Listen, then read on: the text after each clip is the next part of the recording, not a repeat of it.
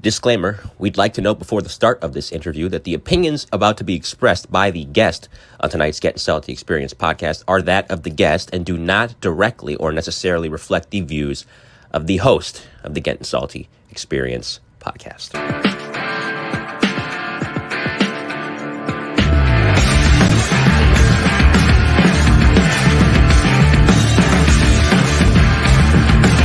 Put the fucking fire out! You're listening to the Gettin Salty Experience podcast.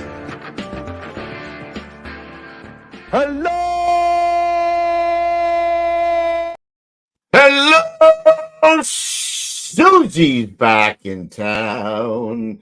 Welcome back to the Gettin Salty Experience podcast. It's the only one that brings the firehouse kitchen table with Louie in a golf shirt to you. Bring it to you, right? Everything that goes to the kitchen table. What? How'd you do today? On the left. How'd you do? Not so good today, no. Well, what's not so good? It's probably like will be Korea game for me. What's not so good? Yesterday I shot 79, believe it or not. Today, 79. Yeah. He's You a tried to scratch Happy golfer. Gilmore. You tried to Happy Gilmore that shit. That's what happened. No, not today. I didn't play so well today. What's not so well? I shot like 88 today. That's bad. Wow. Yeah.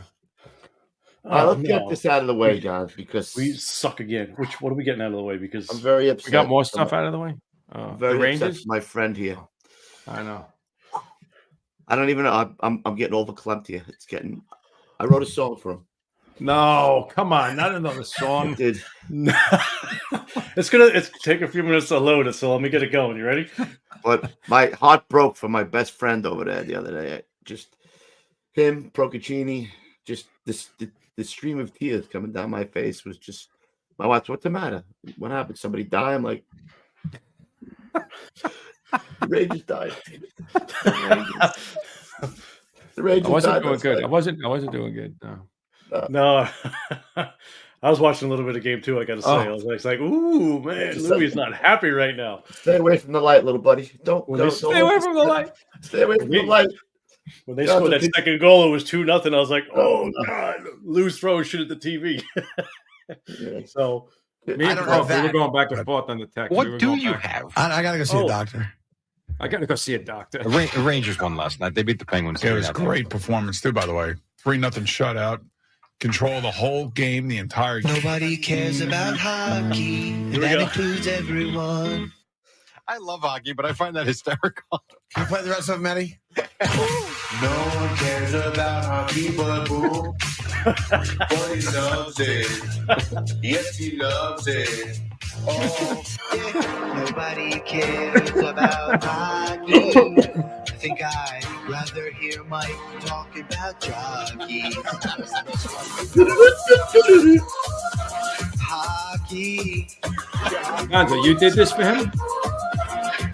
no, I can't take any credit for that. Wait, we got a little bit to go. Talk hockey. Guess what? Nobody cares. The Rangers or Devils. Boomer, nobody cares. Sing it loud, guys. Oh, cool. Hockey turns it sour. When I hear hockey, it is such a downer. I'd rather hear Mike How's that? How's that? Get it. interviewing a line of horses and jockeys. You leave no choice when I hear your voice. I feel like drowning.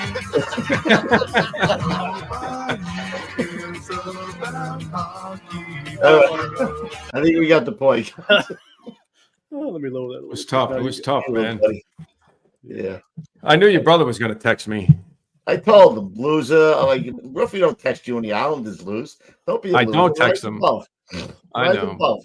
Yeah. I sent all my cousins were texting me like breaking my chops, and I sent them like one of those little memes where this little kid is like, he's like this. He's like, I'm fine, and then he goes, he starts like crying in his hands. Oh, Shit.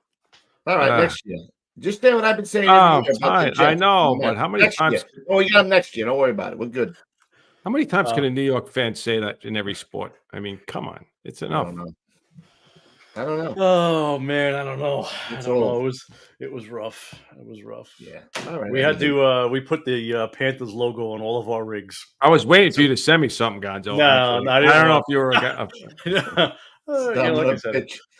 I'll find one and I'll rub it in a little bit later if they go any further. But like I said, we put them on. I mean, I hope that they shut down McDavid like they shut down Panarin.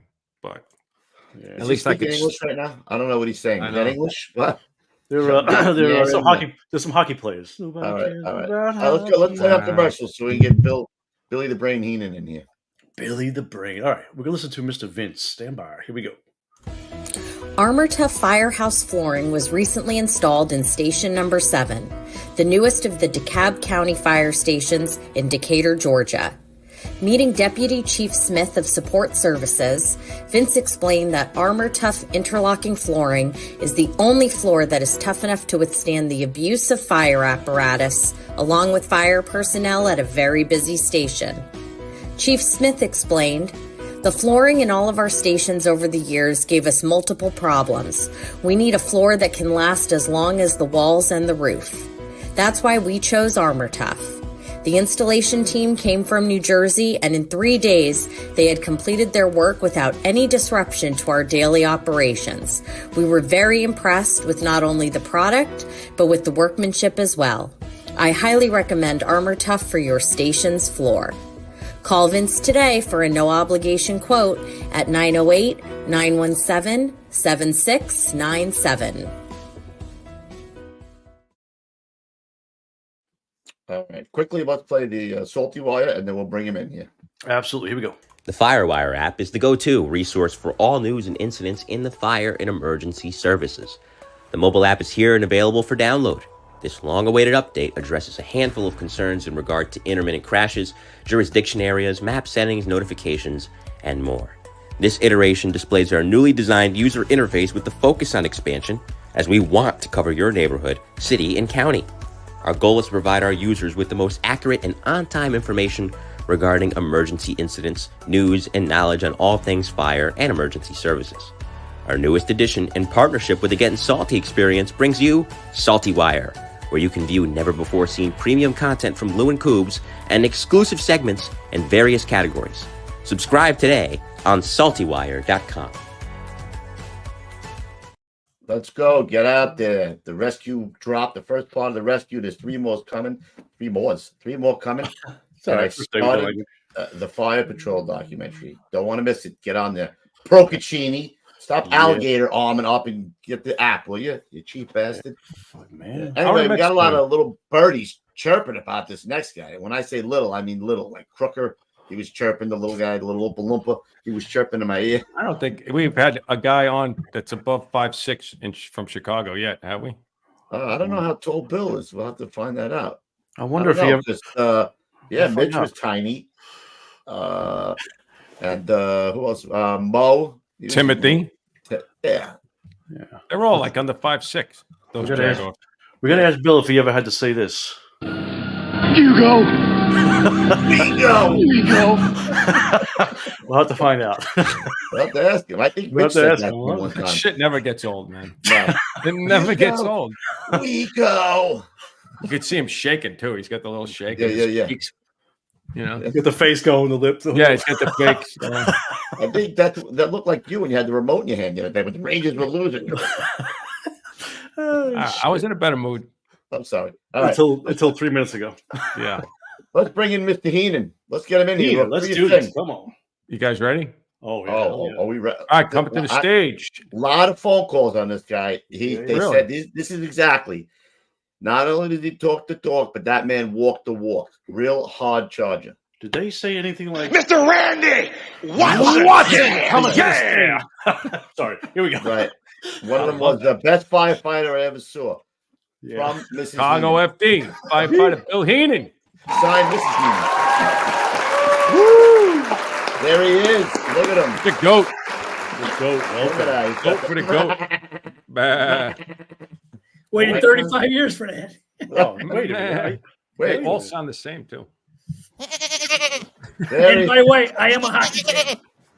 Hockey fan? You're a Black Hawk fan? Yep. All right. So Yeah, we blew our boat. We got our 3 Stanley Cups. I know. Oh, You guys, man. Oh, we got original how many did you say? We got 3. He's 3 gonna and throw 4 that years. right at you, Roof. He's going to throw that right in your mush as soon as he There you comes go. on. Hey, I'm a Ranger fan, too. I was rooting for him. I know. I wanted to see them in Dallas go at it.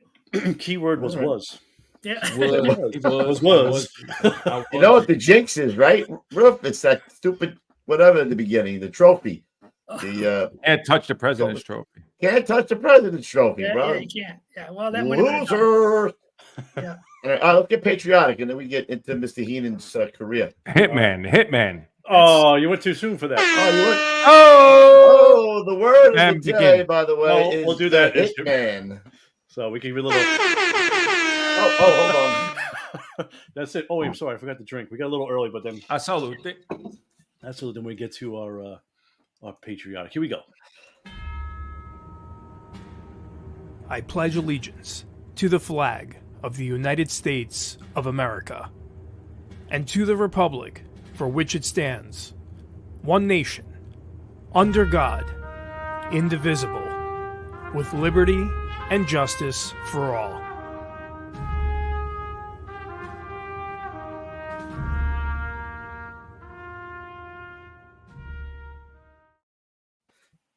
Kevin Malone wants to know if you're staying at a, what did he say?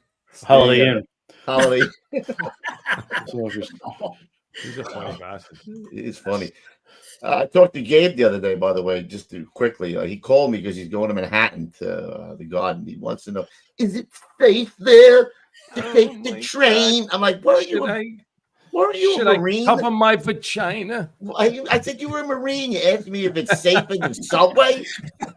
Holy shit!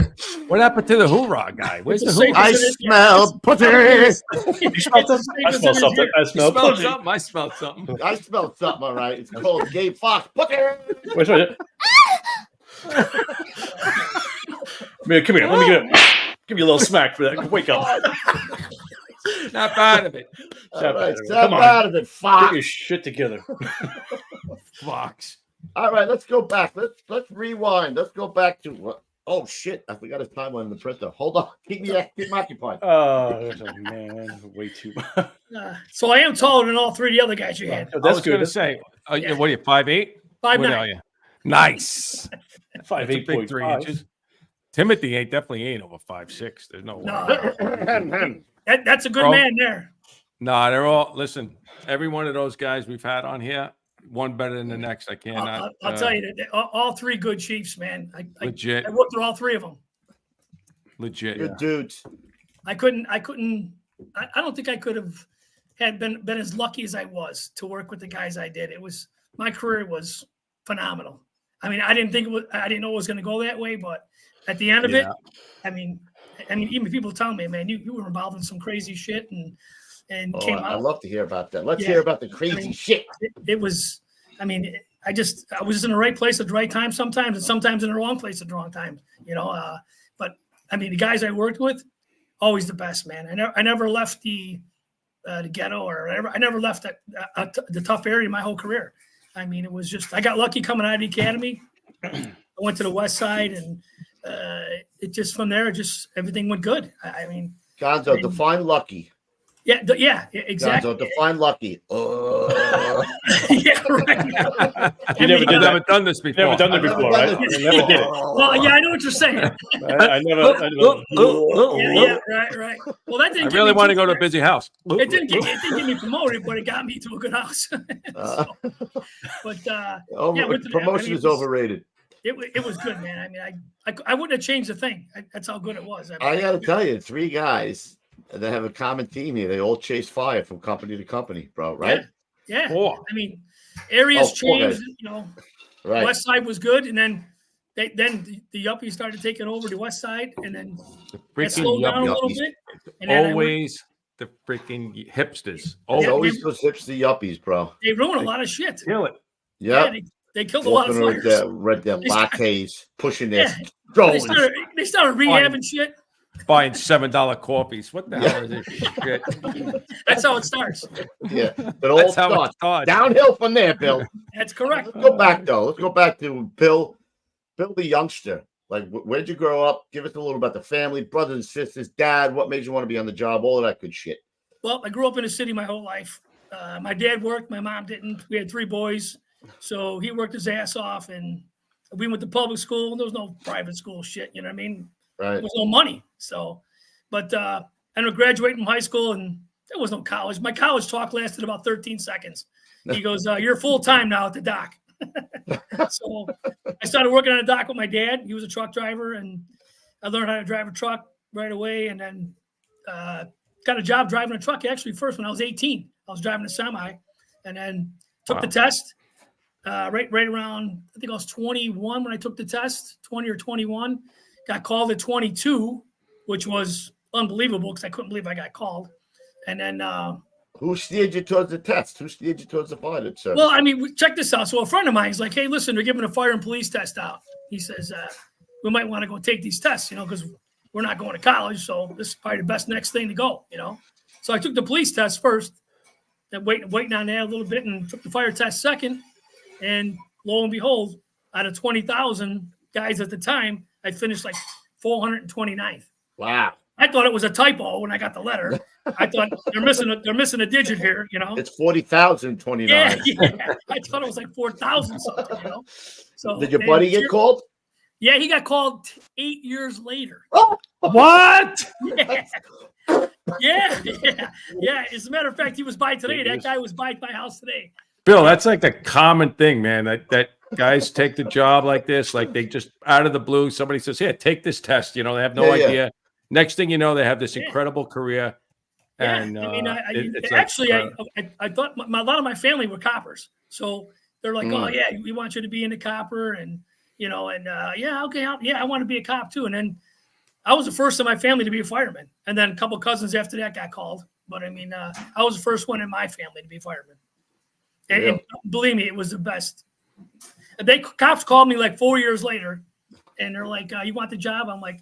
And even the cop told me, he goes, "You got the best job in the world." Hell no. I go, no, I don't want that job. What do you mean? Yeah. I was having too much fun. Sorry. Yeah. So you really had no idea about the fire department. Sorry. No, I had no. None of my relatives were firemen. I mean, I was the first one in my whole family. So you really had no idea what you were getting into. I had no idea what to expect or anything. I just knew it was a good job, and everybody told me when I got called, he goes, "Oh man, you're so lucky," and I'm like, "Yeah, I'm pumped. Then I got in the academy, and it was like the guys that I met that I came out with in the academy actually end up being probably 25% of the guys I end up working with my whole life. It was kind of crazy. It was just everybody, and when they gave that test back in '85, whatever it was, everybody that got out of my class was 165 and no taller than 6 foot. Because you had to hang from a bar as long as you could, and they timed you. So all us little spider monkeys. All the big guys couldn't do it, and the little guys. Yeah, all those little spider monkeys hung out. It's always the little guys, baby. Yeah, right. Yeah, Everybody little was the guys same. and the Fuck short with the guys. little guys. Yeah. The little guys and the short guys. Yeah, right. Sorry. That's how it ended up being. All the same, same size guys, and they were all in good shape, and we were all like we could hang forever. So that's how it ended up being. And we went through the academy, and back then the academy was only 3.5 months. Now it's like almost a year. I mean, but A year. They want you to be an EMT. They want you to be this. They want you to be that. And so I don't know. Jack of all trades. So like I said, I went through the academy, got out, passed the firefighter 2 and all the other stuff, and ended up going to the west side, and that's where I ended up working with Timothy. He was on the west side, and So how did you do that? Was that all luck? How did that happen? you know what? I back then, by the time the academy was over, the chiefs that ran the academy, they would throw a list out of the guys that they thought were, hey, this guy's going to work out. You know what I mean? That's kind of how it was, I thought, back then. I don't know for sure that's how it went, but I'm sure that's the way it was going because all the guys that busted their ass in the academy all went to good companies. How many You know what guys I mean? in your The guys class? that were kind of a little bit of a dog ass, they didn't go. You know what I mean? How So many that's the only guys thing were I in- ended up there. So How many guys in your class, Bill?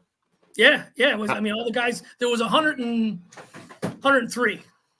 103. And That's a they were good taking class. 100 at a time. 100. We always keep 3 in case 3 failed out or 3 quit. Whatever. They tried to get 100 every time they did it.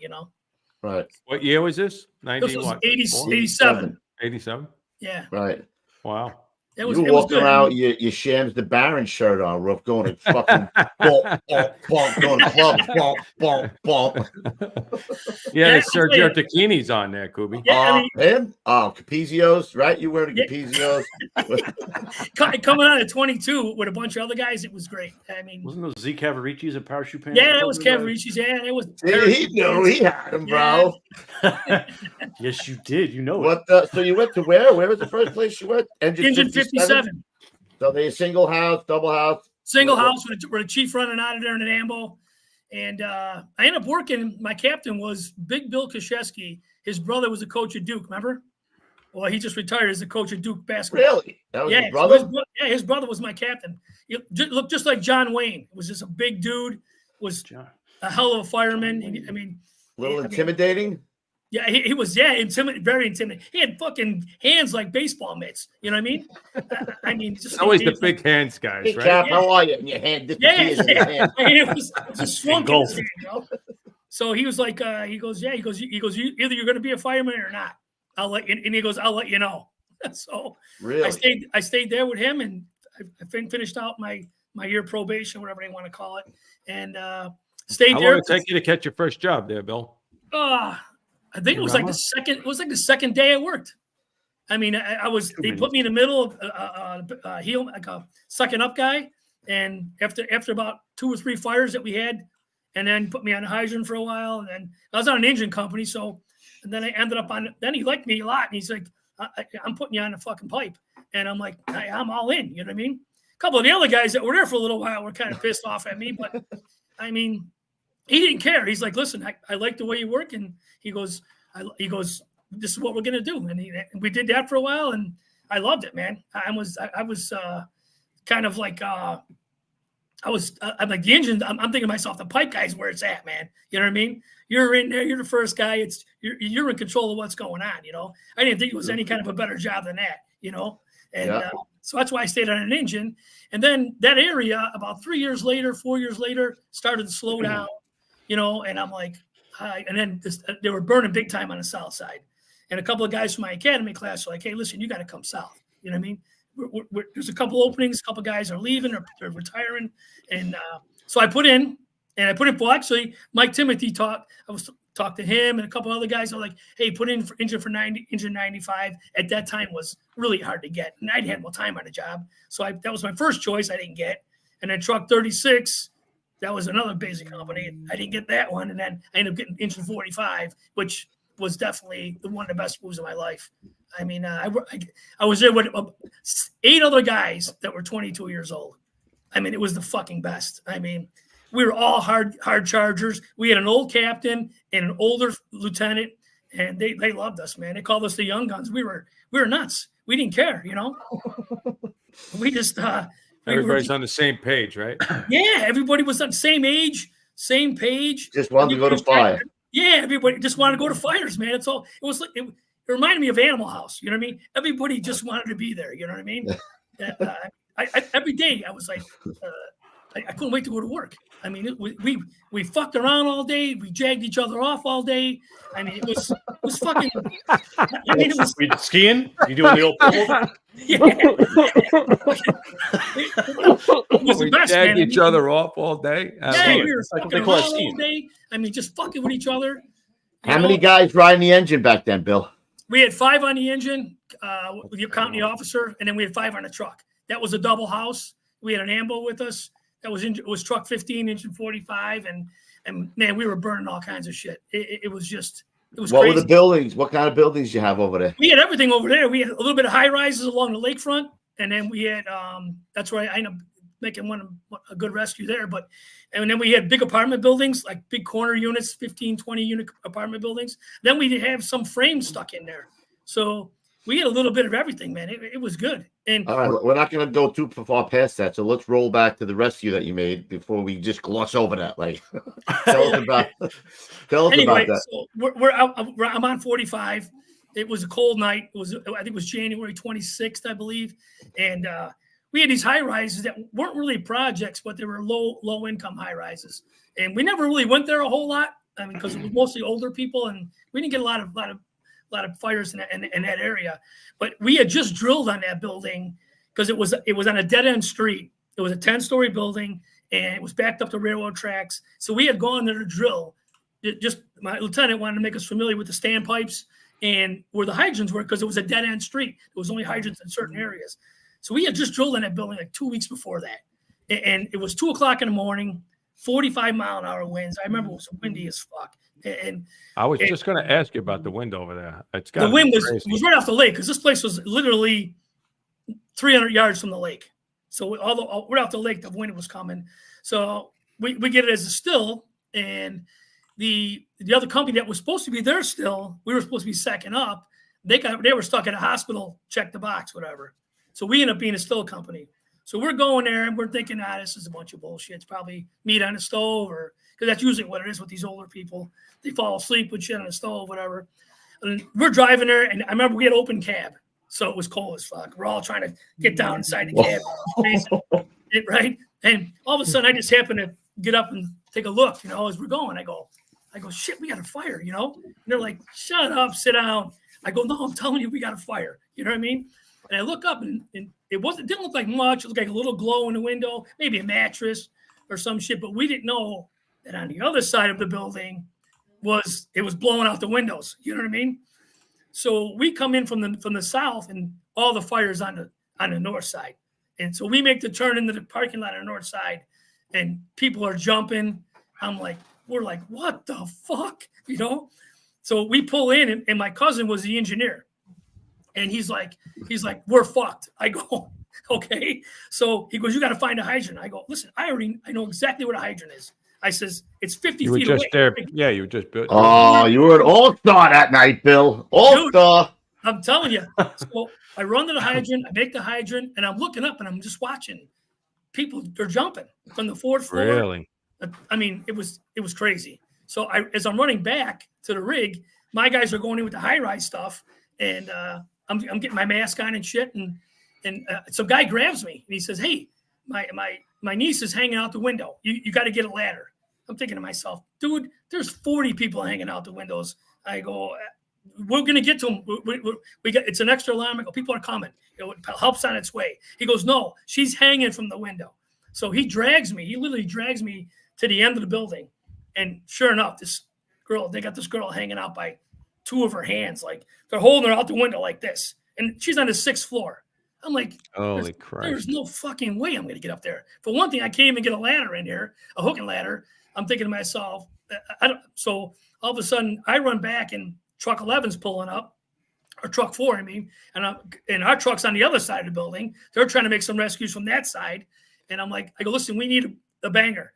I go, and no one likes the banger. It's a 50-foot extension ladder that weighs 700 fucking pounds, So we're trying to you're bringing that thing out, boy. Oh, dude, we're pulling it out of the truck. It didn't even want to come out of the truck. We're pulling it out, and we're running with this thing, 4 of us. It's bouncing off our legs. We're bouncing off cars.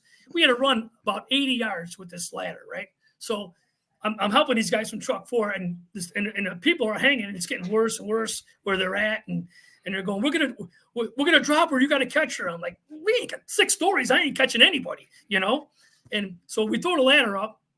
We start raising the ladder, and my cousin was the engineer. He's already got the engine hooked up to the building. He's got it in pump already. He comes over and he goes, what the fuck's going on? I go, we're trying to get these people out this window right here. So we start raising the ladder. Well, 50-foot ladder is only going to go to the bottom of the 5th floor. So they put the arms out on the ladder, extension arms to stabilize the ladder. So I'm standing there, and the dude from truck 4 says, get up there and get that kid. I'm like, okay. All right. I didn't even hesitate, to tell you the truth. I started climbing the ladder. So I get to the top of the ladder, and now you're not really doing. You're in the engine. Like, I'm you're not doing that, right? You're not doing that regularly. Like, yeah, this isn't even my ladder. It's not even my company. You know what I mean? Right. I'm like, they're like, get up there and get that kid. I'm like, okay, all right. Yeah. So I climb up, and I get to like maybe 5 or 6 feet from the top of the ladder, and that's as close as I can get to the building. I mean, I can't get any higher, and this poor kid is still 15 feet above me. You know what I mean? Shit. I'm like, and so I'm trying to talk to him. I'm like, listen, stay in the window. We got a snorkel coming. It could probably get back here and get you out of this window. Well, it was the situation was deteriorating I was going to say, was it chugging out of there? Oh, it was chugging above their heads. I mean, and I didn't know it, but there was 4 people, or four people in that window. I couldn't even see them. You know what I mean? Wow, all I see was the guy holding what ended up being her brother, holding the little 10-year-old out the window. You know, and I'm like, don't drop her. I go, the chances of me catching her are slim to none. You know. Next thing I know, I hear my cousin yell from the bottom of the ladder, "Look out, cuz!" And all I remember is seeing this little girl dress above her head, and she's coming down right at me. And I'm like, fuck. I stuck my arm out to the side of me, and she landed right with one leg on each side of my arm. Shit. Yeah, listen. In the meantime, the wind's 45 miles an hour, and the ladder is very unstable. I got some guys trying to hold this. Me being on the end of it, making it unstable, and she lands right there. Well, I mean, she's screaming and she's bleeding all over the place. I mean, there was blood all over my arm. And at first, I thought it was my arm that was bleeding. I'm like, holy fuck, what the fuck is going on? And all I hear is the people on the ground saying, "Nice catch." I'm like, what? I'm like, trying to hang on for dear life. I got one arm on the ladder. Way to go, Willie Mays. And this poor girl, she's reaching away from me because she's disorientated from the smoke. Right. She's reaching away from me toward the building and pulling me off the ladder, you know? And I'm like, I'm trying to talk to her, and she's just screaming. I'm trying to figure out where the blood's coming from. And next thing I know, the ladder starts to slide down the side of the building, right? I'm like, you got to be fucking kidding me, right? Fucking 2 seconds later, her sister jumps and goes right past me. I'm like, my God almighty. I look down, I see her hit the ground. I'm like, fuck, man, that's not good. Oh, my God. Right? And now the ladder slides sideways about 5 feet, and it hits an air conditioner, and it stops. I'm like, thank God for the fucking air conditioner, right? So now I'm trying to tell the guys on the bottom, hold the fucking ladder, right? And they're like, we can't hold the ladder. I'm like, so, and everybody's screaming. Next thing I know, her brother jumps out of the window onto the drain pipe that's right next to me. He's above me about 8 feet. He's looking at me, and I got his sister in my hands that I'm trying to corral into the ladder so I can pin her against the ladder to calm her down. All of a sudden, I see him drop. No. He goes right past me, right? I see him hit the ground, and I see all the people rush over to grab him, right? I'm like, holy fuck. I'm like, God, just get me off this ladder, right? I go, so the ladder, they're trying to push the ladder back up straight again, and they can't. So finally, they get enough people, they get pedestrians, and they're pushing the tormentor bar, and they get it straight again, right? Now I'm like, okay. Now I get control of this girl a little bit. She starts to calm down. I forget about Mom, who's still in the window. Now fire is over her head, right? And she is getting burned. I'm like, fuck. So next thing I know, I'm looking down. She jumps by and takes my helmet right off. I'm like, fuck, what the fuck was that? It was Mom. She went head first out the window. As she was going by, she took my helmet off. That's why you see me in the picture. I ain't got no helmet on. She took it off and she went by.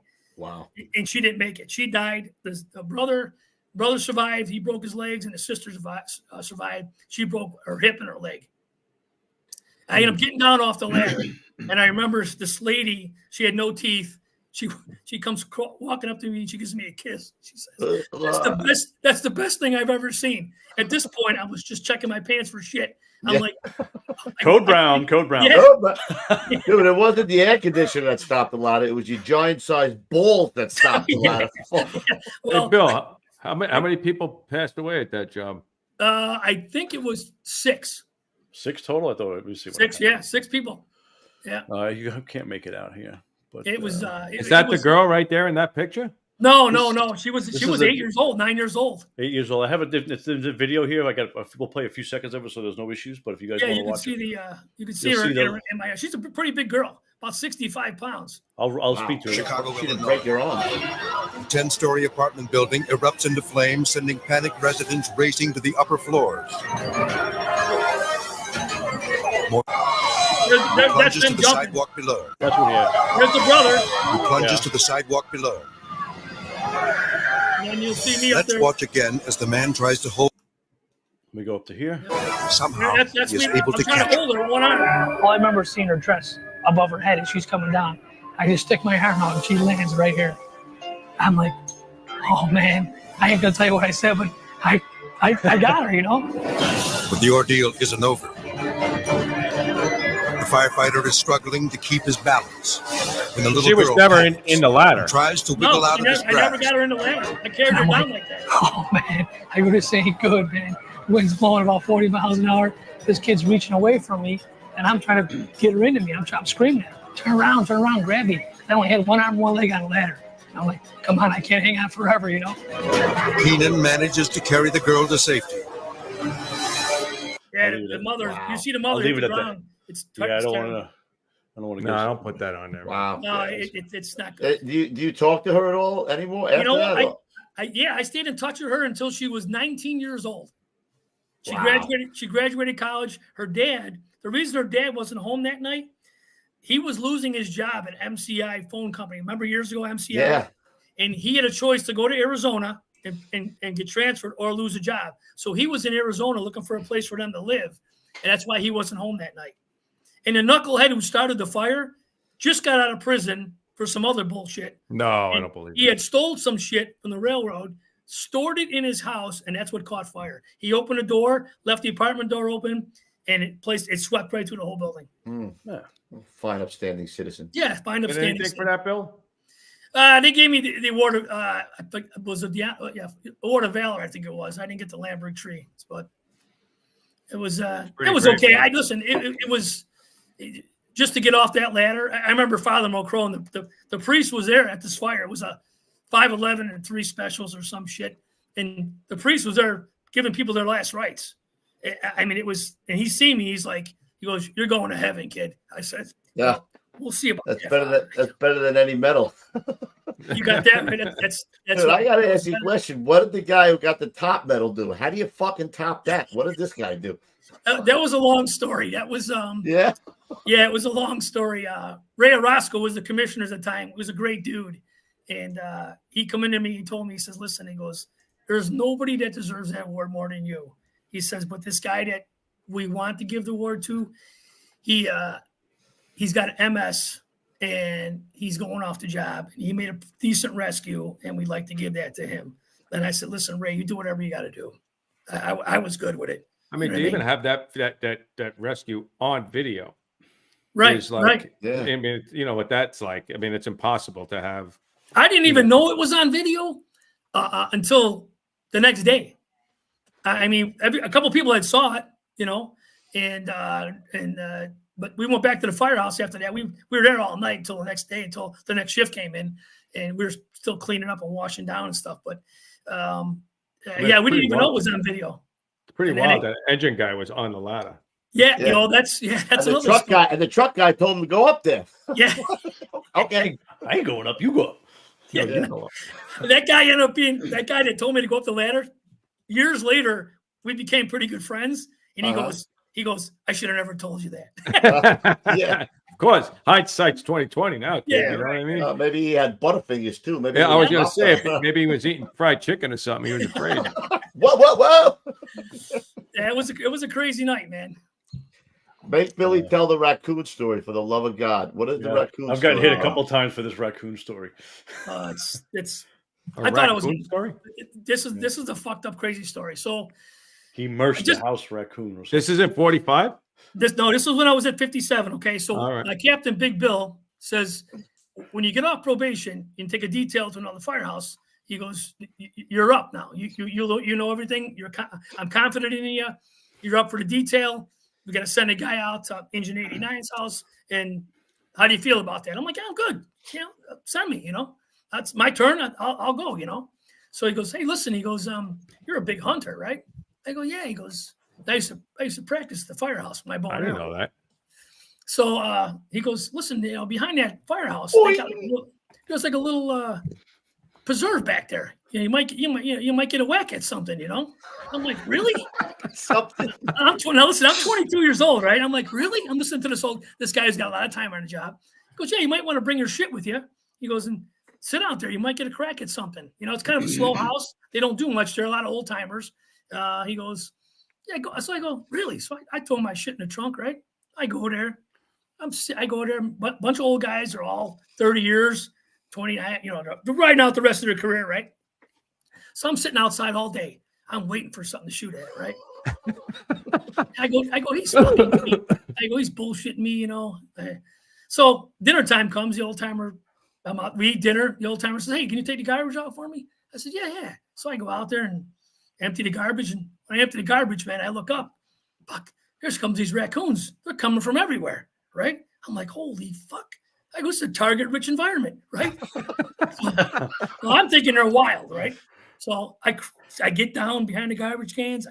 I crawl right back to my Stealth. Oh, yeah. Real stealthy, right? Pop my trunk.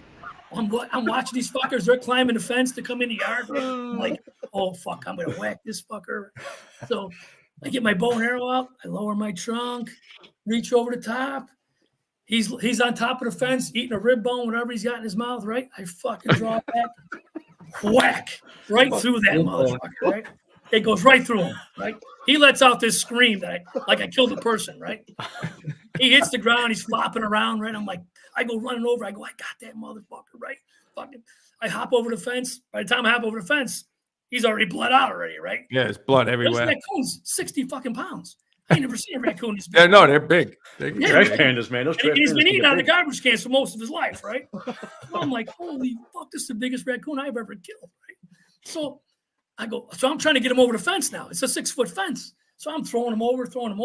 I finally get him over. I'm dragging him in my car now. There's a big blood trail from the garbage cans all the way to my car, right? So I go, fuck, this guy's bleeding all over. I gotta get a plastic bag or something. So I run in the firehouse, get a garbage bag, come back out, throw it in my trunk, and I throw him in my trunk. Well, the old timer comes out and goes, hey, what the fuck are you doing out here? Where's the garbage can at? You know? I go, hey, I just fucking killed the biggest raccoon in my life, right? He goes, what? I go, yeah. I go, this fucker's got to be 60 pounds. He comes running over, right? He looks in the trunk. He goes, holy fuck. I go, yeah, he's big, ain't he? He goes, oh, and he takes off. He runs back in the firehouse, right? I'm like, fuck's up with this guy, right? Next thing you know, all the guys are out there, right? Swinging a miss, he struck him out. Right. He goes, where's he at? And I'm like, I'm over here. I go, look at my trunk, right? He goes, one guy comes over, and he picks up his leg and he turns it over and he goes, that's Rocky. I go, oh my what God. the fuck are you talking about? He goes, you just killed our fucking mascot, right? I go, what? He goes, we've been feeding that raccoon for 10 fucking years. He goes, why do you think they call this the Raccoon Lodge? I go, I had no fucking idea. I had no idea, man. He goes, you're in fucking trouble, man. We're calling the chief. I go, what? I go, what the fuck are you talking about? He goes, you're in trouble, man. We're sending you back to your firehouse right now. Fuck this. I go, oh boy, right? So they run in the firehouse, right? I'm like, holy fuck, now what am I going to do, right? I'm going to get fired. I got 6 months on the job. I'm going to get fired for killing a mascot, you know? Next thing you know, fucking guy, they all come out and they're staring at me. They're like, I can't believe you fucking did it. Chief's on his way. I'm like, holy fuck. So 20 minutes later, here comes the battalion chief, right? Walks out in the backyard. He goes, where's he at? Over here, chief. And he goes, come on. Yeah, he goes, what did you do? And I go, well, obviously, I killed their fucking mascot. I said, now they want to kill me. I said, so what are we going to do? He goes, who told you to bring your shit to this firehouse? He goes,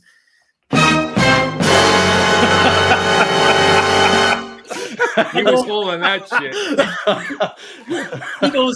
He goes, who's your officer? I go, Big Bill Kashesky. He goes, that motherfucker. He says, he set your dumb ass up. I go, what are you talking about? He goes, he hates this place. He says, and he set you up and you fell for it, hook, line, and sinker, and you killed their mascot. He says, he goes, they want to kill you in that firehouse. You know that, right? I goes, yeah. I go, what am I going to do, chief? He goes, you got to get the fuck out of here in the morning as soon as you can, right? So sure enough, I go back out there. They make me bury the raccoon back in the dirt, right? I got to bury the raccoon, go back in, take a shower. I'm waiting for 6 o'clock in the morning to get the fuck out of there, right? I'm trying to sneak out. There's the next shift waiting for me, right? At the bottom of the stairs. I'm like, fuck. They fucking motherfucked me all the way to my car, man, right? So I get in my car. I go home. I'm like, fuck. I'm waiting for the phone to ring to say, you're fired, you know? I'm like, fuck. I go back to the firehouse the next day. My captain goes, hey, how'd your detail go? I go, you didn't fucking hear? He goes, no. He's acting like he don't know what the fuck's going on, right? He goes, what'd you do? I go, You told me to bring my bow and arrow. Well, I killed that fucking raccoon. He goes, you gotta be kidding me, you dumb fuck. He goes, I didn't think you were gonna do it. He goes, fuck those guys, right? So he picks up the fucking phone. He calls the firehouse. The lieutenant answers the phone. He goes, hey, this is Rocky. I'm not gonna be there for dinner because I'm fucking dead. And he hangs up. They jagged that firehouse off for about a year, man. They jagged that firehouse off. That's fucking great, bro. Oh, fuck, man. It was insane. That might be one of the best firehouse stories I ever heard, bro. You killed that fucking mascot. It wasn't at the time, man. I thought they were going to kill me. These old timers they were so upset. The one guy had tears in his eyes. I'm like, are you fucking kidding me? It's a raccoon. I was hard at work today. It was fucking crazy. Oh, man. You had a good shot, though. Yeah, it was. One of clean. my best shots ever. One of you clean. Osama! That's what it did? That's pretty much what it was. Rocky. Oh, my God. That's fucking hilarious. Oh, Yeah, man. it was No, to ask you, Bill, how much time did you have on the job when you made that crib? It was 1996. I had roughly just over 10 years. Oh, wow. 9 years, actually, 9 years.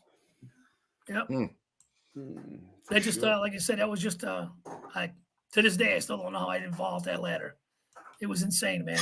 Jesus. Three times that ladder came away from the wall. I'm thinking, I looked at that little girl. I said, well, hopefully the trees are going to slow us down on the way down. Yeah.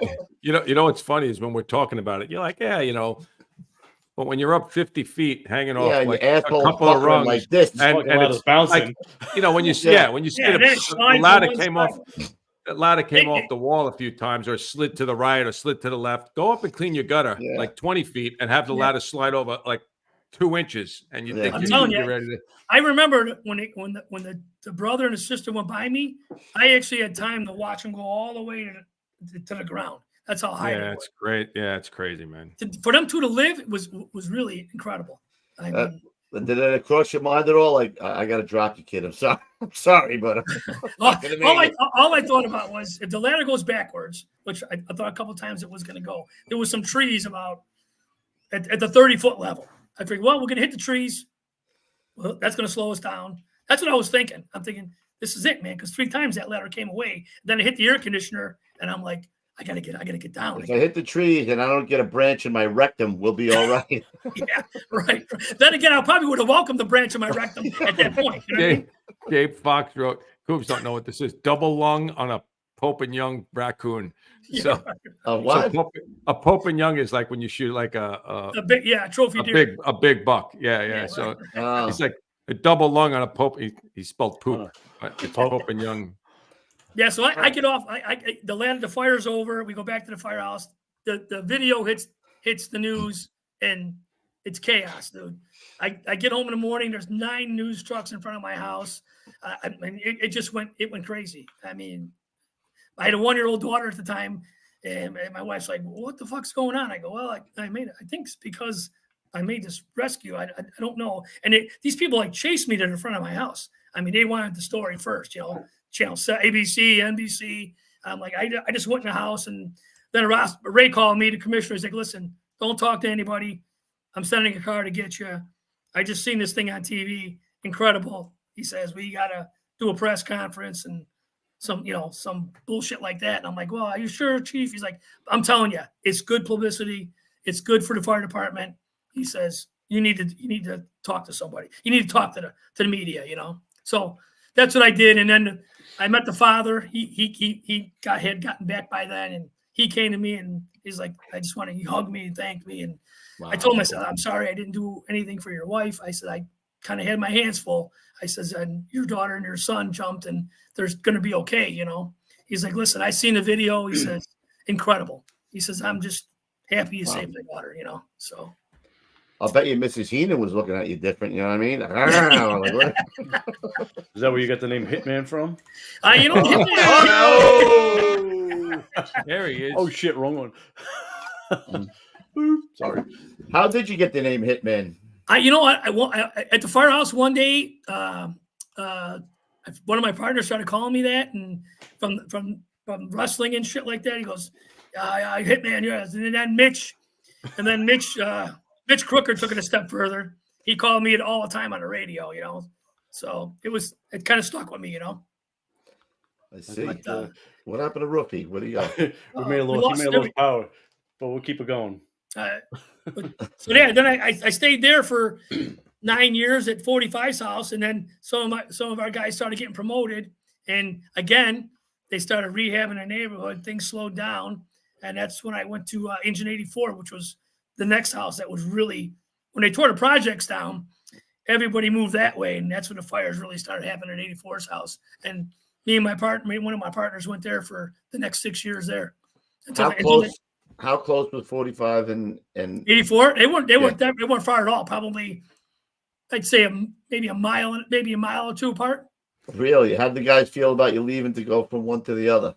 Well, we were me and my other partner were the last two of the original Young Guns crew that we had there. A lot of the other guys had gotten promoted, and so there were all a bunch of different younger guys that were there. So we told them we were leaving because we got recruited by a good friend of mine, Captain Terry McPolin, and we got kind of recruited by him to come there, and that's how we ended up there. Me and Kevin Lee, my partner. So, and then that's when I got fucked up in a fire, And that was the guy. Wait, where are you here, bro? Without that beard, I can't tell you which one. Right next to the guy in the hat. That's my partner, Artie, in the hat. Who's the boss in that picture? So we got Tommy Darwin, Artie, me, Sean Hay, Johnny Glennon, and Joe Atkins. So which guy's the officer? The guy right in the middle, the black guy, Sean.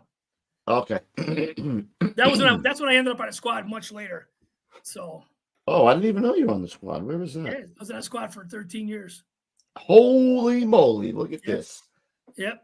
When you think you've learned everything as a fireman, you go to the squad, and when you're not in a squad, you're a squad hater. Everybody's a squad hater. When you get to the squad, you definitely turn into an unbelievable fireman. I mean, you do a lot more than just your lead outs and your ladder and your roof. I mean, your second lead out, was it? Second. Yeah, I mean, it's just. I mean, look at God's dog piling on the rabbit, bro. Not at all. Just like, I was challenging the chat to make sure we make backdraft references tonight. So I'll just find a few of them in there. But so we went to 84, and and that was really busy. We were really busy there, and that's when I got kind of fucked up in a fire. And this is where I like to tell a lot of young guys. I go, at the time I got fucked up in a fire in 2000, I was pretty confident I could do anything.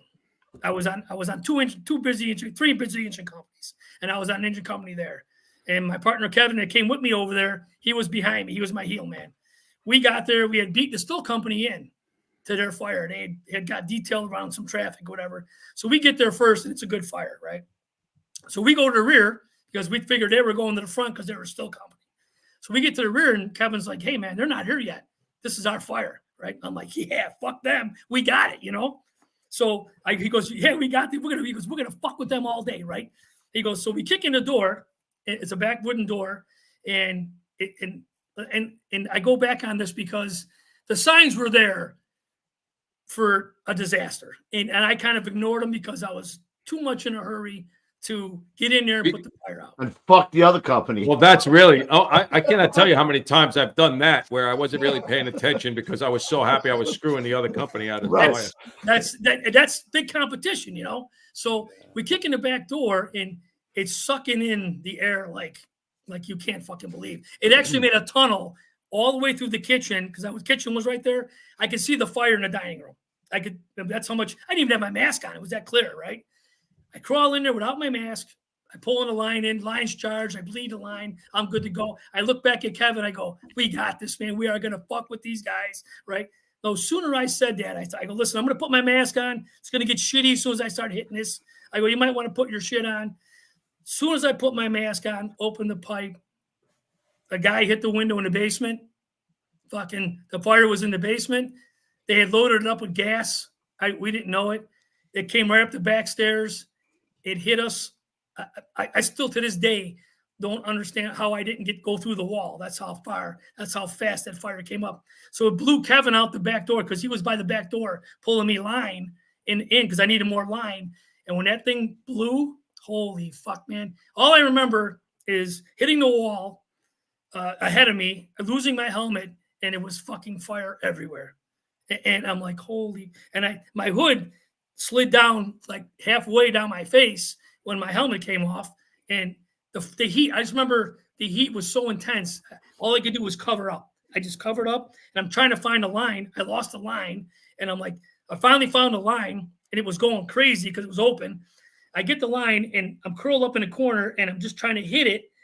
And they're all screaming, the fire's behind you. Kevin's yelling, fire's behind you. And I'm thinking to myself, fucking fire's everywhere, on me, everywhere, you know? And then I'm trying to find my helmet while I'm trying to hit it. Me. It was everywhere. I mean, fucking, it was just fucking orange everywhere.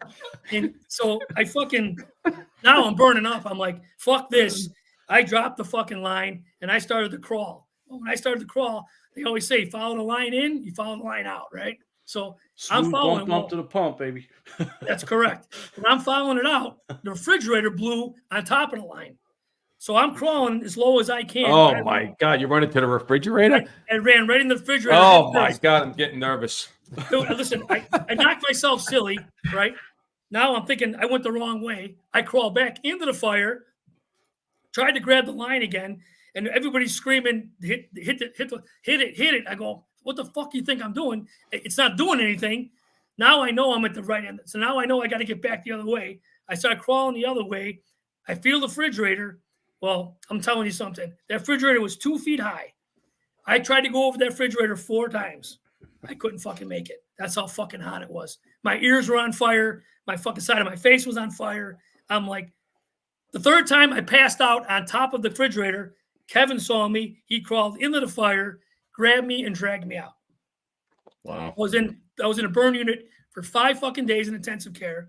Then I was in the hospital in intensive care for another 10 days. And I'm telling you, that was the most horrific fucking thing I ever fucking. And I was only in a room 10 by 10, guys, and I couldn't get the fuck out. That's how fucking fast shit hit the fan. And that's why I always tell these young guys when I went down to the academy, made a few speeches. I go, listen, you might think you know everything, and you might think you're the baddest motherfucker there is. But when Mother Nature unleashes some shit on you, you ain't gonna have a fucking clue. No. So you better remember all your basics, self-rescue, this, that, because you're gonna need it. So every time you feel like you got, every time you got to figure it out, you ain't got to figure nothing out. Nope. You ain't got nothing figured out, man. You don't know shit. That's pretty crazy. I was thinking about that as you were telling the story, and I don't know anything about that story. When you get back to the refrigerator and you're saying, as soon as you said it's 2 feet high, I already knew where you're going, that you can't even get over the refrigerator. That's how fucking hot it was. The temperature in that 2 feet was unbelievable. Yeah, it's incredible, man. I mean, it was just, and I ended up burning my ears up and the side of my face. And, you couldn't even sit with the line. That's how crazy that is. Yeah, like right. the thing that you couldn't stay with the line open. You couldn't even stay there. You felt like this is it. No good. I stayed there for about, I'm telling you, this whole thing took maybe 60 seconds from all that shit that happened. And all I remember is I remember waking up for a second out in the back porch where they were trying to get my shit off me because it was smoking. They're trying to get me out of my shit. And I passed out and I woke up 5 days later in intensive care. That's the last thing I remember. Wow. So 60 seconds felt like 60 minutes. Oh, you ain't fucking kidding. That was just the gas that they had torched. They loaded that. What they did was they loaded up the basement. We found out later from the investigation. They loaded the basement. They were rehabbing the place. They ran out of money. They said, fuck it, we're going to burn it down. And they loaded the basement up, but they had plastic on the windows. And they had plastic on all the windows on the inside because they were doing work. So it burned itself out. And then when we opened when he hit the basement window, just for the hell of it, I guess he was just going to check to see that the fire was in the basement. That let all the air in it fucking needed. And that fucking shit came out like a fucking, all I can tell you is it reminded me of the space shuttle, the back of the space shuttle. That's how fucking it came up the back stairs. I mean, I remember turning around and hit me right in the face. And I just remember scrambling after that. And I went back there after I was so fucked up over that fire that I wasn't going back to the fire department. I told my wife, I said, you know what? I'm done. I had a 1-year-old. I was fucked up. I was fucked up in the head a little bit. Mm-hmm. And I said, you know what? I'm going back to driving a truck. Fuck this. I go, no, that was just too close for me. And she's like, you do whatever you think is comfortable. And I remember Father McCrone came and saw me, and he's like, listen, you're not the first guy to go through this, and you won't be the last guy. He says, you need to sit down, relax, take your time, let your fucking shit heal, and you need to go back to the fire department. He goes, you're a good fireman. He says, this is just something that's fucked up, So, and was that before or after you noticed you were standing in a lake of gasoline? Yeah. That's right. The factory of quotes are coming like crazy. Oh, they're coming like crazy. Right? You idiot. Oh, they're like, no. Was that before or after? After. You realized you were standing in a puddle of gasoline. Take it easy, Arnold. Holy shit, that's so funny. But anyway, so I went back, and it took. How long were you out for, Bill? I think I was out for 6 months before my. That's legit, man. That's legit. And what was it that took place in your head that you're like, I got to go back? What was it? Was there a defining moment? Yeah, I everybody was calling me and telling me, hey, listen, you're going to be okay, and I'm like, listen, man, you have no fucking idea what that was all about. I'm thinking, when I got back, man, and I was back on the line again, I was very hesitant, man. I mean, for a while there, Kevin would be giving me a little bit of a push. He'd be like, come on, dude, it's not going to blow up on you. You know what I mean? And it took a while, man. It took a little while, but I got my confidence back, and the rest is history, I mean, but that's just one thing I tell the young guys. I go, just don't think you're the best, or don't think you're untouchable, because you're not. No. So cool, because that was kind of like the job that we had, where it's just funny that you say, like, I remember looking around and everything was orange. Like there was nowhere to go, there was nowhere to hide. Behind us, yeah. And I remember nowhere to go, and I remember getting hot like really fast, and I remember like covering up and just thinking to myself like really fast in my head, like firemen die in Maspeth Blaze or whatever the heck. It was just like best friends of 40 years, best friends of 30 years dying fired together. I remember seeing like the news flash. That's how fast it happened. And if they didn't open up the line from outside, like into where we were in the doorway, like because the fire was the similar thing. The fire wrapped around us. They were polyurethane in the floors or some shit like that, and we went in and it come around us, and we couldn't get the line back around us, and it was just crazy. But like you say, like how fast that happens. Like you think you have everything under control, and you've been through a lot of fires. And then me and Kevin were laughing. We were thinking about how we're going to fuck with these other guys. Yeah, look, that's even better. The fact that you thought you were listen, that's what we all tried to do, is break somebody's balls by beating them to somewhere or making a grab or something, right? Right. I mean, we were laughing. I just put my mask. Thank God I put my mask on. I just put it on, and fucking it should hit the fan. I'm like, if I didn't have that on, I had to fucking burn myself all up, man. You could see where my mask was. It burned all the way around. I'm like, fucking. I got a bald ass head, so that motherfucker bubbled up and fucking. I don't know, man. It was crazy. So, but anyway. I mean, but you're here, brother. We're glad you're here still. Yeah, I mean, I went back and things got back to normal, and like I said, the rest was history. I had a great. I moved. We stayed there at 84's house till they closed it. The city ended up closing the house down. So we were like, where the fuck are we gonna go now? So we ended up going to Truck 20, which is right down the road from 84. You and your buddy Kevin. Yeah, me. Yeah, we all went there. Me and him, and then. He actually Kevin went to another firehouse, and then I went to Truck 20. He's like, listen, I'm done. I'm going to take it easy a little bit more, maybe. He says, he goes, we did enough already. I'm going to Truck 20, man. They're fucking burning shit down. I'm going, So I went to Truck 20, and that was great. That was my first time on a truck, and I always wanted to learn the truck. And so I went to Truck 20, and they were busy as hell, man. So we did good there, and that's where Mitch was at. That's he was a chief at, and like I said, I had good officers, man, good chiefs. Never had a bad officer. That's to go 35 years and never have an officer that you always said, "Oh, fuck this guy." That's unheard of, bro. Never have one. It's unheard of, man. I mean, and even the crews I worked with, man, all good guys. They wanted to be there. There was no guy like, "Hey, I didn't want to be here." You're a busy firehouse, dude. Everybody wants to be there. That's why they're there, So Truck 20 was great. We had fun there, and then I got a call from the squad, and they're like, "Hey, we got an opening. Why don't you come on over?" And That was hard, man. It was hard to leave truck 20. It's hard to leave a good crew. They're all giving you shit and they're like, what the fuck, you don't want to be a squad guy. I'm like, those guys are blowjobs, man. How many guys can you fit in the fire, Bill? At least 5 more. At least 5 more. Sorry. That's what we say with the squad. At least 5 more. At least 5 more. So, I forget, how many squads are there in Chicago? In Chicago, there's 4. There's squad 1, 2, 5, and 7. 7's at the airport. They don't leave the airport, O'Hare Airport. So that's kind of an airport rig. So it's really 1, 2, and 5. That's it. And where'd you go? 2? Squad 5. Oh, 5. Yeah. Now, I don't want to put you on the spot here, Bill, but which is the busiest squad? 5. But no doubt. You might want to think about that. Hold on a minute. Let me ask you again. Which is the busiest squad? Listen, I'm going to get all kinds of shit, but squad 5 is it. They know it. Yeah. They know it. They know it. Deep down in places they don't like to talk about at parties. They know. That's it right there. You got it. Every one of those guys is a great fireman. Nice.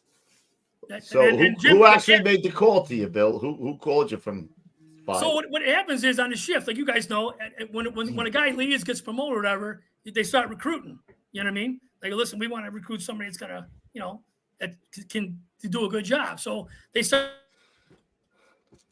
recruiting guys, and of course it's by seniority, So at that time I had 20 years, and really nobody goes to squad with 20 years. You usually do that when you're a little bit younger, Right. And I'm like, fuck it. And a couple of my guys that I worked at 45's house had been officers there. They're like, listen, dude, you got to come. You should have came years ago. You got to come now.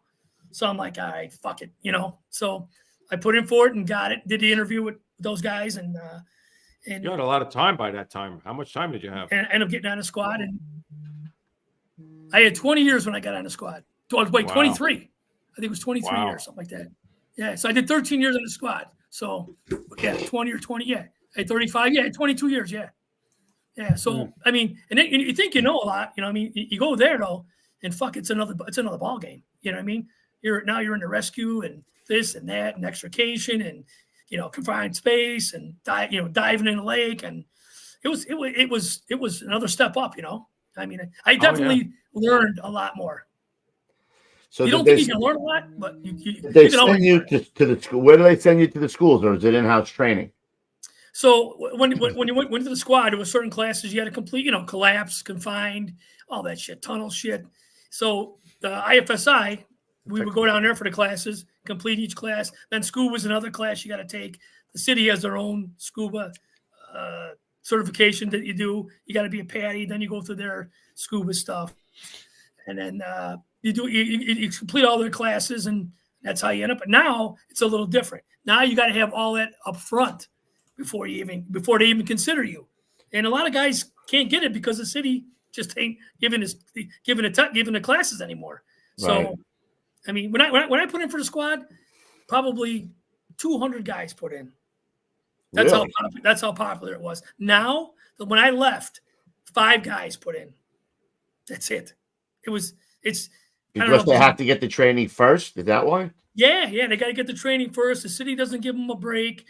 Before, like if I was missing a couple of classes, I would get them while I was there. You know what I mean? I'd take my daily day, or I'd make a trade and go do the week-long class and get certified, whatever. But now they don't do that anymore. So, and it's pretty sad because we see, my opinion, when I left Squad 5, there was a kid that wanted from Squad 1. He's like, listen, let me know when you're leaving. I really want your spot. And he's there now. He's a good fireman. And he was on Squad 1. But this whole generation, to me, just doesn't get it. You know what I mean? They're not hungry like we were. We wanted to go to busy firehouse. Now they walk in the firehouse and say, what's the internet code? Are you fucking kidding me? Yeah. I mean, don't you want to know what's on the rig or where the tools are at or what you're going to be doing today? Because you're detailed. A little bit more distraction. It is. It's way different. I remember when I got to 45's house, the old timers told me, they go, listen, you better have a side job and you better be taking care of your family. And if you don't, you'll be out of here. And if you can't find a side job, you can work with one of the concrete guys, one of the fucking drywall guys. Right. Everybody had a side job. when I left the firehouse at Squad 5, there was only 2 or 3 guys that had side jobs. The rest of them were stay-at-home moms and bullshit like that. Right. You know what I mean? Well, were you the If I'd senior have guy? off to the firehouse and told my captain, hey, I'm a stay-at-home dad, that would have been it. He'd have put a foot in my ass, and I'd you know what I mean? It's just a whole different. Yeah. The generational definitely changing. Like it real quick. I just did a hiring process. 29 people showed up for my department to come work. Out of 70 people, they're just not showing up. People they're declining. It's That's still the best incredible job. to me. It's incredible. It's right. I couldn't wait to get on the job. I mean, when I got called, I was telling everybody what I was going to do. You know. Now it's like they call 500 people to get 50, and then out of that 50, like you said, 25 show up. Yeah. So half of them can't pass the piss test. That's the other element too. So you try to hire X amount of people, and you get out of 50, you get 25 show up, 20 show up, 15 pass, and you got to try to hire 12 or 15. It's becoming harder and harder. Yeah, we've heard this a couple of times now. Like they can't get guys to take the job. It's like legitimately like paid places. Forget about how I know they can't get volunteers anymore, but like to fucking get a paid fire department job like St. Louis or somewhere, like these guys, they show up at the show at these expos and they're like, yeah, we can't even get guys to come to the fire. That to me is like absurd. The cops are suffering too. It's by far the best job in the world to me. I mean, I did all kinds of shit. Travel truck, worked the dock, roofing, help guys with concrete. I'm going to tell you. There's nothing compares to it, man. I mean, I never had a bad day.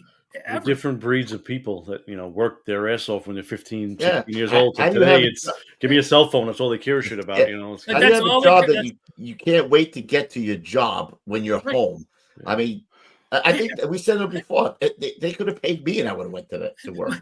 My wife was like, "You're crazy. You can't wait to go to work." I go, "Yeah." I go, "It's fucking great, And they're paying me for this shit." Speaking of, yeah. Wait a minute. You might have. You're in the top 3 of the I Married Up Club. You are in the top echelon of I Married Up Club, bro. Good for you. I'll give you a little. Dude, that's all you got to do, Coops. You got to make a one-arm grab. And next thing you know, you got the babes. You know what I mean? That's all you got to do. Hang off a ladder. Think you're going to die, and you're good. He must have went home and like cried a little bit or something. He had to do something like to get her, to the heart. He walked in that door. He goes, "I don't know if you know who I am, but I just grabbed a kid with one arm off a 60-foot ladder, and she melted right there." By the time 35 years was up, and I was walking around like a cripple, she's like, "It's time to go." Yeah, there's no doubt about that, man. Yeah, things hurt a lot more. Oh, you ain't kidding, man. Every fucking my shoulders are fucked up. I already had one knee replaced. The other one's got to be replaced. Fuck. Well, I'm going in January for mine. Yeah, Hoops can walk over a hydrant. I can walk over. It's so funny. We go to the shows. Just a couple of weeks ago, we were in Harrisburg. One knee's going this way. One knee's going walking that way. in front of me. I swear to God, his legs are like that. Like, yeah, dude. Like You're the fucking dog can run. The dog can run right through him. Yeah. Sideways, not even straight. Hey, that's how my partner. Oh, look at Rookie. He's on fire now. Sideways. Man. Sideways. Goddamn. That's some bitch. Get a knee job already, for God's sake. When you got to the squad, who was the senior man there? Did you have a lot of time, or were you up there? No, I wasn't senior man. It was a couple of guys that were older than me. They were there. I was right there, though. I mean, like you said, a lot of guys don't go there that many years, but there was a couple of guys older than me and a couple of guys younger than me. But that was a whole. It's a whole different way of thinking. That squad thing. It was kind of crazy at first. I'm like, I wasn't sure what was going on. I'm like, okay, you're not making a roof on like a ladder truck, or you're not leading out with the engine. You're search and rescue, or you're going where you need it, kind of like a free safety, And I'm like, It's kind of weird, I mean, but then you fall into that mode and you learn, you see a lot more too. You see a lot of shit that should be happening that ain't happening. You know what I mean? And we know. And you see you know, some things you don't want to see with people you think are supposed to be doing what they're doing. They're not doing it. You just took the words right out of my mouth. You're like, oh, what are you doing over there in the corner? I remember we had a good bungalow fire, and we were in our second bottle trying to make this attic. It was cut up into 1 million rooms, and we were just, there was shit everywhere. The guy was a hoarder. There was supposed to be people up there, and me and my partner, the whole squad's up there. Was it and this house right here? No, not this one. It was just like that, though, right? Okay. So we're inside. What was going on there? Yeah, we're going to talk about it. Man. So we're up in this attic, and it's cut up into 1 million rooms, and we're trying to find supposedly somebody that's in there, and there's clothes and all kinds of shit. So we're switching out on a pipe. This is how long we've been up here, right? We're not making any progress. And so I come out to change bottles for like I think the second time, and there's a I'm not going to say his name. He's standing outside with his pipe pole in his hand. He goes, "How's it going in there?" I go, "How the fuck you think it's going? I'm going to change my bottle for the second fucking time." You know what I mean? I go, I wanted to punch this fucker right in the face, you know? And he's like, "How's it going in there?" "This is your fucking still, you motherfucker." I go, I didn't have time. I go, "I'll fucking deal with you later." You know what I mean? I fucking go about, change my bottle, and go back in again, you know? And this fucker's standing outside. I'm like, I don't know. There's just, like I said, not everybody can be a fireman. Right. No, so, but I mean, they can say they're a fireman at the bar. They can sit there and tell people at the bar they're a fireman. They can wear the shirt well. They wear the fire department shirt well. That's correct. What the hell was I just going to say to you? Holy shit. I don't know. When you went from the truck to the squad, was it the amount of work really that much more, or? Oh yeah, fuck yeah. Yeah. Oh yeah, yeah. That's Squad 5, man. We were. It was incredible, man. Sometimes 4 fires a day. Wow. It was nutty. You go from fire to fire. I mean, we covered the whole. We were in the middle of Inglewood, which was in any direction was fire potential. So all the companies around us were busy. We would go to all their fires, and then we'd go way out south where Mo was. Mo was out in the 23rd Battalion. That was actually a 15-minute lights and siren ride to get to Mo. That's how all the way to Indiana is where he was pretty much at. We would end up all the way out there. You know what I mean? And had to deal with his ass. You know what I mean? And or he another midget. Yeah.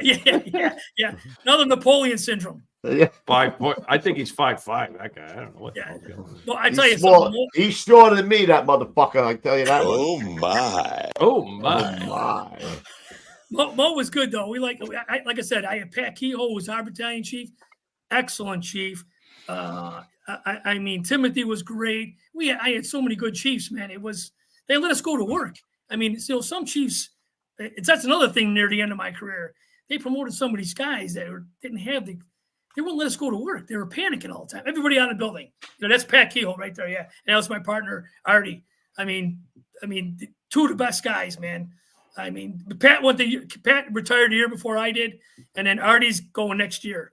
So he was. That's the thing is we're losing we lose all the guys, you know, and that's a problem too. We lose all the good guys that got experience. Yeah, you lose all that experience, man. I'm telling you, when you lost Pat, you lost Mitch, you lost Timothy, you lost a lot of hundreds of years of experience. Yeah. I mean, and then you get a chief that lets you go in there and go to work, or you got a chief that as soon as he sees something that they pounded into his head at the chief school, everybody's out of the building, and now he just saved the foundation. You know what I mean? Right. I mean, there's a big difference.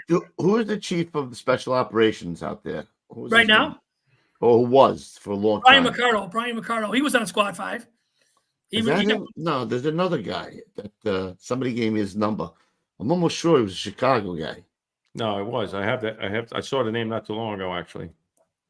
There's a special ops right now. Oh, you mean talking about Jamar, the big chief? No. It's an Irish name, I think. Special ops was Brian McCardle. He was a special ops Cardle. chief. No. Brian McCardle was when I left. He was 515. Somebody just sent us that name, I think. I've been talking to him. He just doesn't. He doesn't want to come on. So he does, but he says, "Oh, let some other firemen come on." John Fox. Somebody wrote. Mike Fox. Fox. Not Mike. Yeah, Fox. He's the one that actually.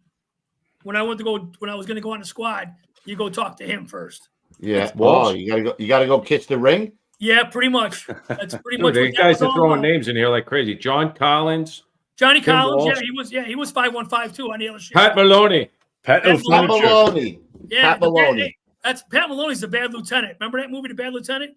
When he was lieutenant, he used to come by 45's house when we were all younger.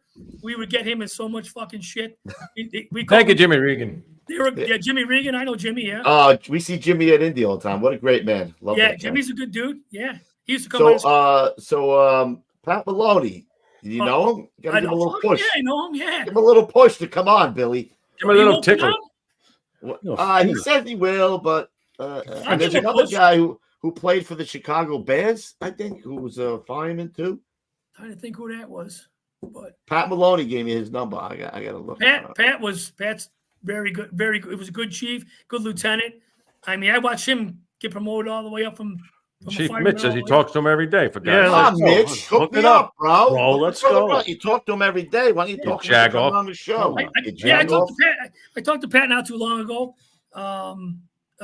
He's a good dude, man. He does a lot. He did a lot. Give a little push, bitch. You jackbag. Eugene Roll. I'll give him a call. What's that? Let's get back to that picture there, guys. It's kind of making me quick a little bit. I wasn't really sure. What was I telling you, Bill, when we came across this picture? Little sweat coming off his brow now, bro. I'm not really sure what's going on here. Let's see. Here we go. Boom. So we were down this fire here. We were down the street at another fire, and I looked down the block, and so there's a couple other people. Like, hey, listen, we got another fire down the block. So that's how I ended up on the roof. I was in a squad that day. We got there first because we were the first ones to get out of where we were at because we were parked where we could get out at. And then the truck came afterwards. So that was me and Artie and a couple other guys up on the roof. We already knew the fire was upstairs. There was like a couple bedrooms up there. And supposedly there was supposed to be a lady in there, but she actually got out after we fucking went searching through the whole place. She actually got out, but that place was just rotten upstairs. And it took them a while to get in there, but it was, we were cutting holes one after the other. Yeah, it looks like you took the window, so at least you. Oh God! You know what? Don't even let God. Don't even. I mean, I'm not going to say they cleaned it out that well, but I'm just going to say it might be. At least it's gone. At least it's taken. Yeah. Somebody could have threw a rock from the ground. I have no idea, but you know, could be a brick from down below. But here's a Gene Roll that played for the Bears. Oh yeah, Gene. Yeah, he was on Gene squad Roll. too. Thank you. Jim Regan's the best. Yeah. Get him too, Jim. I called him a couple of times, Gene Roll. Yeah, he's a good dude. He's a big boy. Well, he played for Chicago Bears. You got to be. Yeah, he was a big boy. I forgot about that. I totally forgot about that. The Bears. Come on, I know more about Chicago, Bill. What are you doing, man? Listen, come on. I didn't go too far out my comfort zone. You know what I mean? Yeah. Hey, listen, bro. You marry up like you do, you get every grace I can afford you, bro. No problem. Good for you. But I mean, everything that I was actually pretty lucky. I mean, we made a couple rescues after that, and I remember. So I was with Momo, as a matter of fact. He was a lieutenant. So we get a fire in a 12-flat apartment building. It's fucking rolling all the way to the third floor, right? So we're all jammed up in the hallway as usual. Everybody's trying to get in there and do shit. No, come on. No. Was the manager yelling at you, by the way? Yeah, Momo's yelling and screaming and fucking the lines tangled up and this and that and fucking. The next thing you know, I go outside. I go, there's got to be another way to get into this place. So I go outside and this lady grabs me and says, hey, my mother's in that apartment up there. It's the last apartment that's not burning yet, right? I go, you got to be shitting me. And she's like, no, she's paralyzed. I go, are you sure? Metal Day. Can you say Metal Day? Yeah. She goes, she's like, she can't walk either. So I know she's up there. So sure enough, me and Billy Grant, who got killed on the job later on. Yeah. Great dude. Skinny little fucker like me. We throwed his 25-footer to just up to the window ledge on the third floor, right? So I crawl up there. I crawl in the window. Sure enough, man, this old lady is in her bed. It's pretty shitty up there. She's 280 pounds. I knew that. I knew you were going to say that. Right. I crawl over to the bed. She's actually sitting there looking at me, and she goes, what are you doing here, Sonny? I go, I'm here to get you. You know what I mean? She goes, you can't pick me up, right? She says that to me, right? I go, listen. She goes, I've lived a good life. leave. What? She was ready to check out. She was ready to cash in. Yeah, she goes, I lived a good life. You're never going to get me out of here. And it was, the fire was right coming right down the hallway, right? I go, listen, I'm not leaving you here. So I grab her under the arms and holy fuck, man. I get her off the bed and boom, she right on the floor, right? I'm like, fuck. So now I'm dragging her, trying to drag her. I get her to the fucking window, right? I yell out to Billy, who's at the bottom of the ladder. I go, get up here. I go, I need help, right? So he comes up the ladder. He goes, holy fuck, man, how are we going to get her through this window, you know? And she's the whole time she's telling us, leave me here. I'm good. I'm 80-something years old. I'm good. Don't you guys get killed over me, right? I'm like, I go, no fucking way. I go, so I get her paralyzed legs up on the window, right? Billy's pulling on her legs. I'm behind her trying to get her up on the ladder, right? I finally get her up on the window ledge, and I'm done, right? I've exhausted myself, right? Next, you know, I give her a little push. She goes out the window, and Billy ends up face first right in her monkey, right? How are you doing? Right. Yummy. Doing. And he's like, what the fuck? I go, just get down the fucking ladder. So he's got her straddled on the ladder, and his face is right between her legs. And I'm trying to hold her from the top, and it's like a bowl of Jello, you know. And it's like, I'm like, we get her all the way down finally to the fucking ground, right? And her daughter comes running over there, and she's like, I can't believe you guys got my mom out. I'm like, Billy's like, yeah, we see more than we wanted to see. He says, by the way, she has no underwear on. Oh! Wait, did he go like that? Wait a minute. She has no underwear on. Oh, man. Yeah, it was fucking crazy, man. And they gave us some kind of crazy award for that. But the bottom line was that they did. I think it was maybe 6 years later, poor Billy got killed. The rig got T-boned. He was on truck 51 at 84's house. And the truck got T-boned. He flipped over. He went out the window, and the truck landed on him. Oh, wow. And Squad 5 ended up getting him out. Really? They got called to the pin in. So, but what a good dude, man. Good fireman. Fucking just. You ain't kidding, bro. He carried her all the way down the ladder with a clam in his face, bro. Yeah, he says, I'll never forget that. He says, I'll bet you would. He said, it looked like home plate. He said, home plate. So it hangs down like a wizard, like a wizard's sleeve. I mean, just unfortunately, we buried a couple good guys. And I know what you guys went through, but we ended up burying some good guys too. It was fucking. I guess there's no way around that, but nah, this job takes no prisoners, man. It doesn't matter. If you're aggressive fireman, there's chances are shit's gonna happen. You know, I mean, everybody that I know, you said before, you could do everything right, and it just goes fucking sideways. You have no control over it, right? It's no control. You're right. Dude, I can't. My face is hurting from laughing so much. Holy that shit! was crazy. And that lady. So check this out. That lady, when I got burned up, that lady's daughter came to see me in the hospital. She goes, "You saved my mother." I see. Really? Yep. She came to the hospital and says, "I just wanted to come here and thank you again and make sure you were okay." It was crazy. She goes, "You don't remember me?" I go, "Yeah, I kind of do." She goes, "You saved my mom. Remember the big fat woman?" I go, "Yeah." She goes, "Yeah, I heard about you, and she came to the hospital. It was pretty crazy." Billy Heenan making friends one at a time, baby. I love it. People don't forget. You do something crazy, people don't forget. You know, it's fucking. I don't know. Lou, would you have grabbed? Lou would be like, "Fuck this."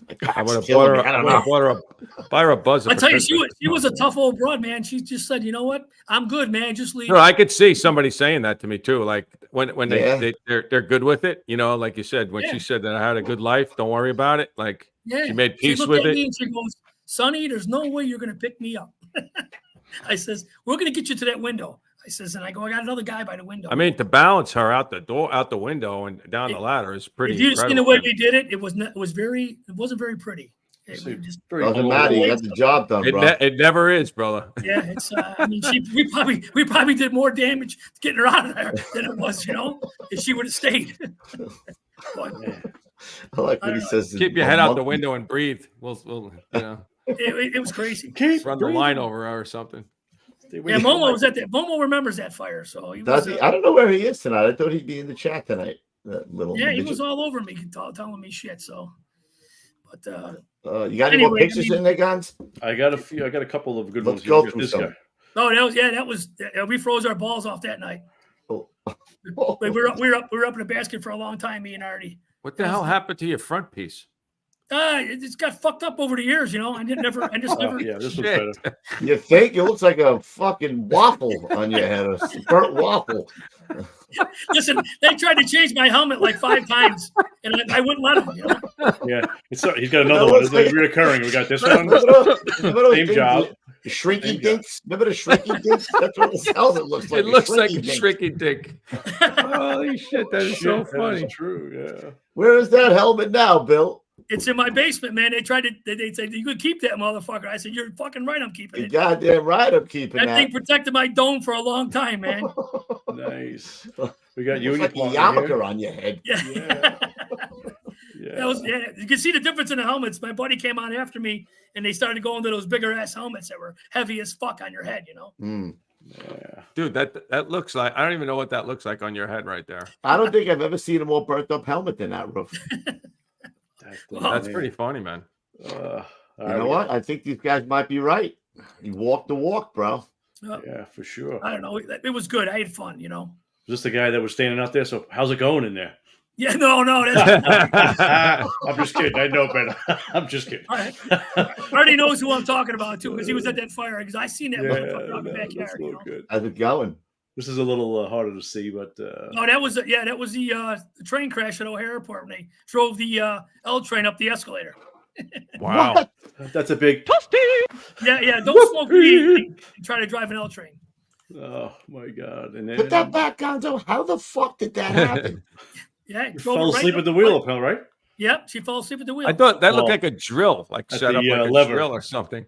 Yep, they fucking right up the platform, right through the dead end and up the rail. How'd it go over the platform? It fucking took the wheels right out, the front wheels, and the rest of the train pushed it right up the fucking thing. Yeah, momentum. It looks like you a got little bit momentum. When you fall asleep against the throttle handle, that's I was gonna say it's full speed. 777. Anybody died on that? No, but there was a canine cop supposedly at the top of the escalator, ready to come down when the train came up. So he saw the whole fucking thing. So he quit. Oof. Yeah. We have a couple. I have. Go through them, Johns. I like the things crazy. This is a little harder to make out. This is your 41 pick. This was a couple guys. We worked at another fire, Truck 41, another good company. That's where my buddy Artie is now. He's a lieutenant there. So, 41 truck. They busy? Yeah, they're pretty busy. Yeah. Yeah, they're right next to Squad 5. Sorry, you have this was your. Yeah, that was my all-night 2-day fire. It started on a Thursday, and we ended up putting it out on a Sunday, I think. Some bullshit like that. I worked at 48 for a guy, and I ended up staying there for 2 days. They all go out. Eventually. Nice coops. Unless they jump the street, you know. It was another cold night up in a basket, you know, that we had. Me and Artie. How cold does it get up there, bro, in the winter? It's got to be cold as balls. Fucking witch's tit. It's sometimes 20 below zero, you know. It's nuts. Yeah. Problem is, you guys know, you get up in a basket and you're up there. Fuck, you coming down, you ain't coming down. Fuck, you're up there, you know. So. Got this guy, this part. Yeah, that's an old picture from the Battalion Tower 39. And I think I showed this one already. Yes, we did. Yep. We got this one right here. Oh, that was a good fire, man. So I was telling you guys earlier, the dead rat in my hand. When we were crawling in, the rats were coming out and they were crawling over us. We were hacking them with our Halligan bars. Yeah, I should have blew that up. Yeah, you can see that was the biggest one we killed right there. Is that a rat? That is a rat in your hand. Yeah, that rat. Yeah, fucking nasty. Oh, rats. Family's rats. The place was a shithole. Family's rats, right? Yeah, it was, and they were coming out of there like a fountain, man. Yeah. They want to know if the hitman worked in the 2020 riots. Yes, I did. Yeah? Yes, I did. How was that? Insane? That was a good night. I was on a task force that night. They put together these task force, and they had us all go to Kaminsky Park, where White Sox Park is. We all met there. Squad 5 was working their thing, and I was actually they were taking guys off the squad and guys that were on daily day and putting them on a task force and with a bunch of other guys. And there were so many fires that night that they had 4 task force. One went north, one went west, one went east, and one went south. and I was on the one that went south because I knew the area, and Pat Kehoe was working that night. He was in the 6th Battalion, and I'll tell you something, guys. I seen shit I ain't never seen in my life. Is that night of the riots, man? I mean, I never wanted to beat the fuck out of more people. I mean, just nonsense. This crazy nonsense that I seen old ladies stealing shit. And they would rob a place and just set it on fire. We burned down, I believe, 6 Walgreens that night. Wow. And 6 CVSs. It was every liquor store burned down. Every cell phone store was burned down. We went from fire to fire. I think that night, I think the squad went to about 15 fires. They were going from, they need a snorkel here. Because everything was, I didn't know why they were burning everything. They would just rob the shit out of it and then set it on fire. And it was, the police, nobody was doing nothing. It was literally chaos. That was the summer of love, man. Remember? It's the summer of love. It was insane. And they're telling us don't interact with people. I mean, they were throwing bottles of piss at us. I mean, frozen bottles of water. I had these young kids with me that night, and 2 of them hardly ever been to a fire. They were from companies that didn't really do too much. And that day at night, they told me to go, that was the best night of our lives. I told you, keep your helmet on and pay attention to me. You know?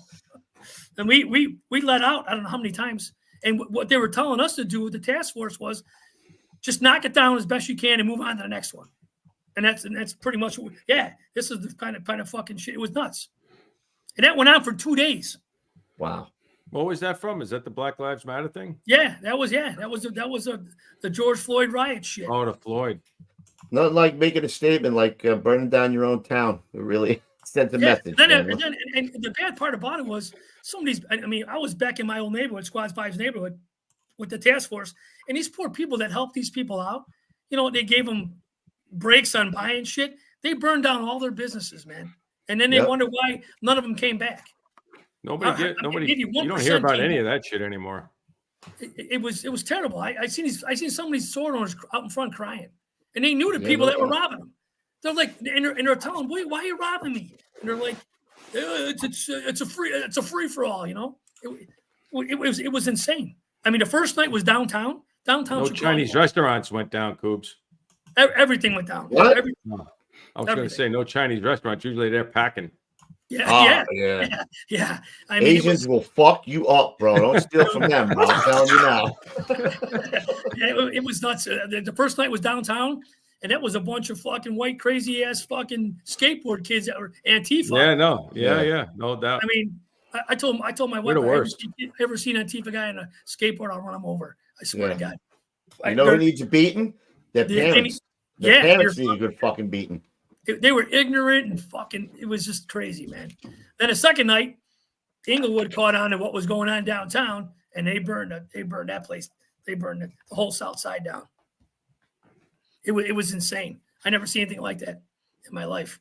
It was total chaos. No, it was I haven't heard anything about that. What's that?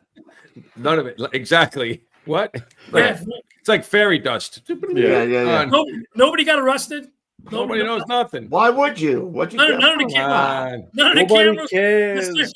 Mysteriously, none of the cameras worked. There's cameras everywhere in Inglewood. Every corner's got a camera on it. Saddest thing in life is wasted talent. Nobody cares. Nobody cares, Coobs. Hitman is the real deal. Somebody said. Real deal. As a fireman, it was a good night. Yeah, no doubt.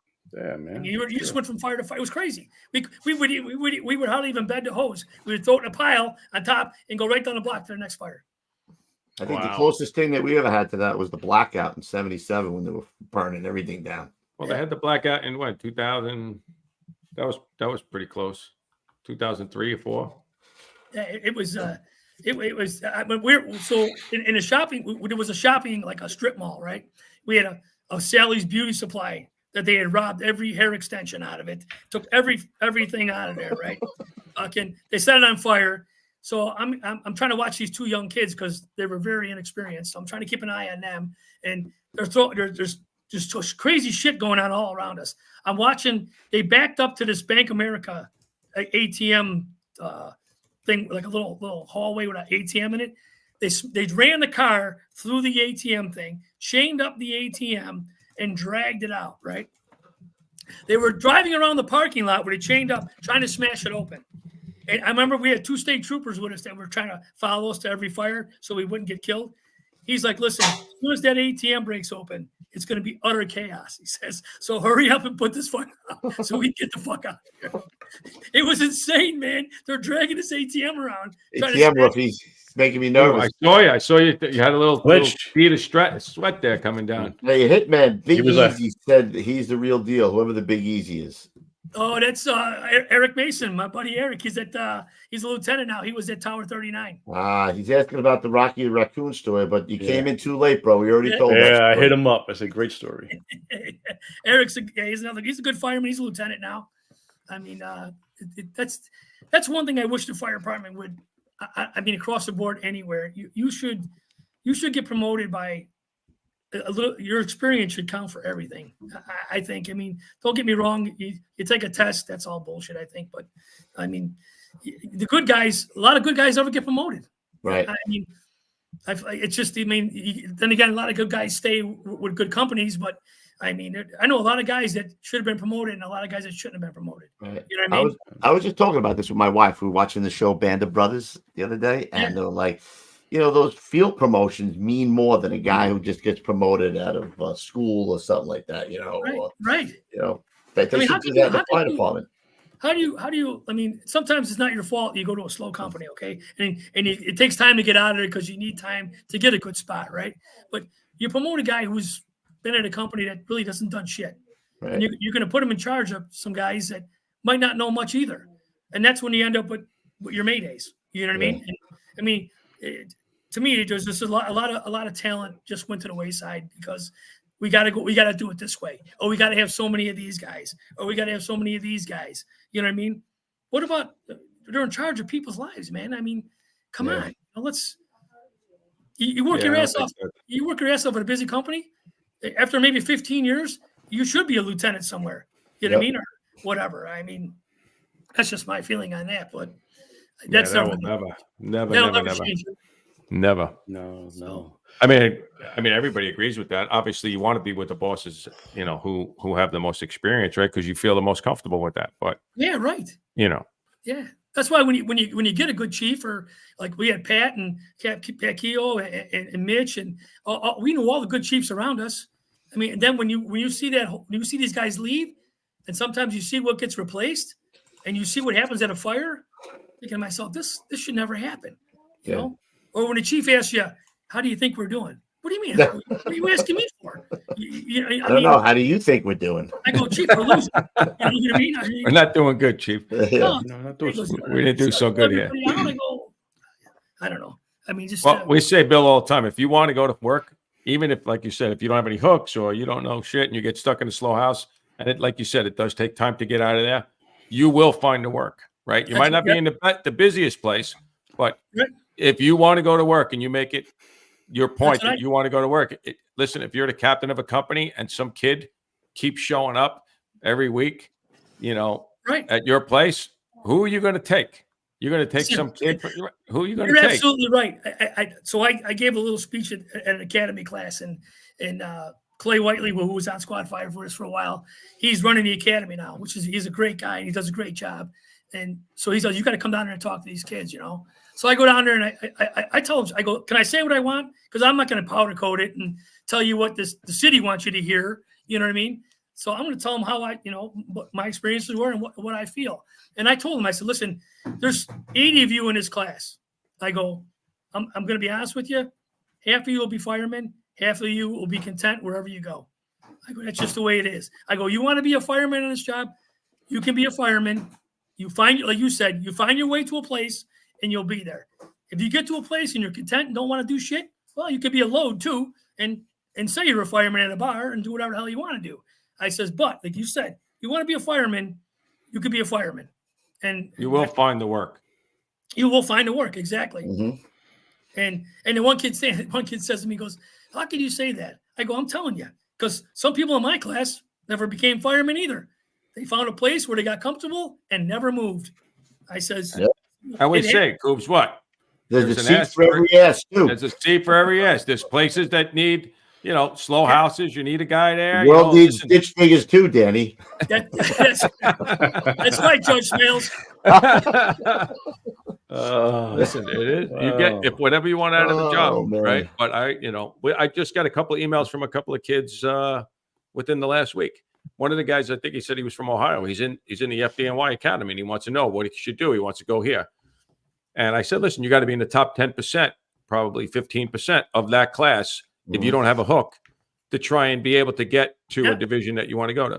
But in the end, if you don't, you just have to make the noise. Right? You're going to get that, but you cannot, like you said, be content.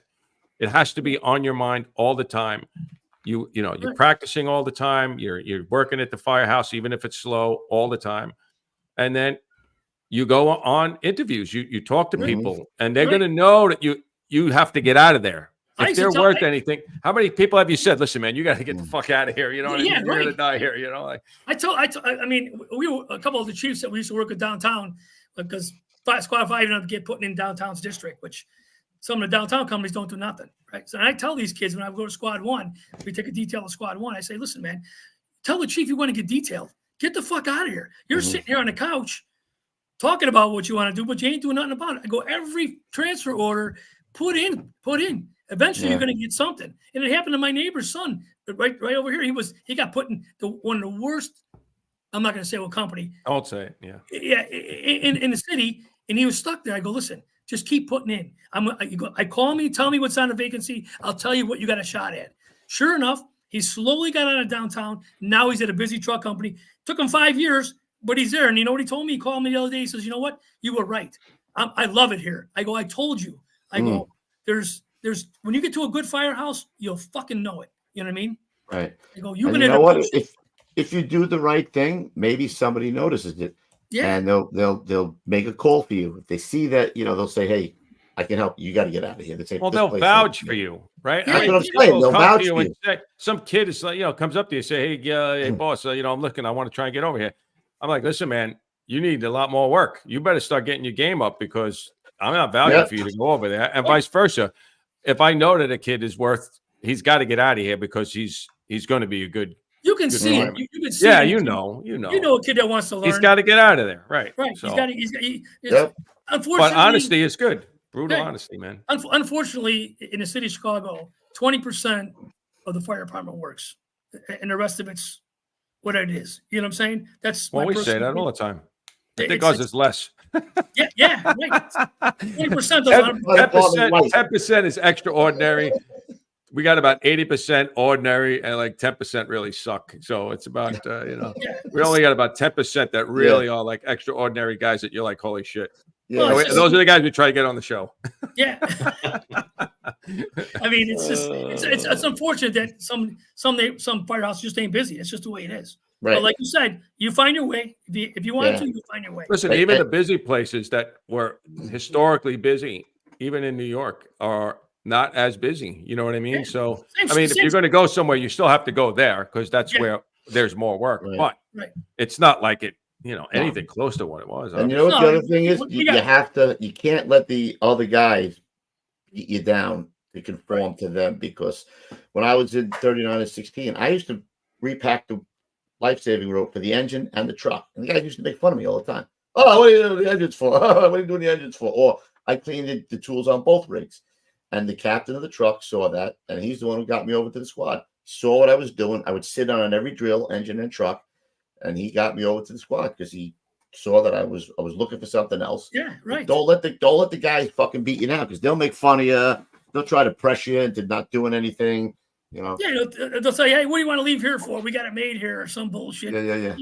Listen, people take it personal when you leave. We say that all the time. Like, if somebody put a transfer in, you would be like, "What the heck?" Like, yeah, right. I mean, you're like, "Why are you leaving?" I go, "Well, shit's slowing down." I mean, I was in 4 neighborhoods that slowly got, you know what I mean? Got started. You got to follow the fires, man. Where they're at. Bill, my lieutenant Patty Lee from 117, when I was a probie, he just wrote, "We were overquoted with Italians, so we had to let some go. I was sad for a minute."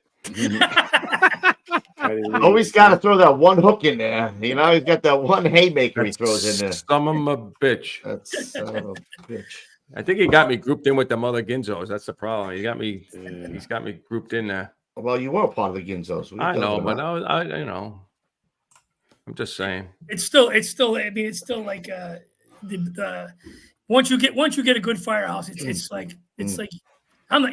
Every firehouse I went to, I'm thinking I'm never leaving here. And then the neighborhood changes and it starts getting yuppified or whatever. And then next thing you know, you got to go to this place. That's where shit's happening. You know, I mean, I believe me, from the first firehouse I went to, which that was the only one on the west side.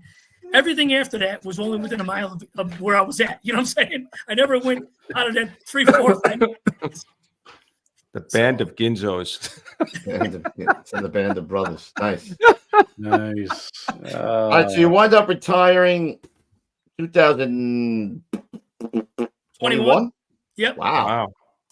Yeah. It don't suck though, Bill, right? I mean, obviously it don't suck being retired. No, it doesn't suck. That was my walkout right there.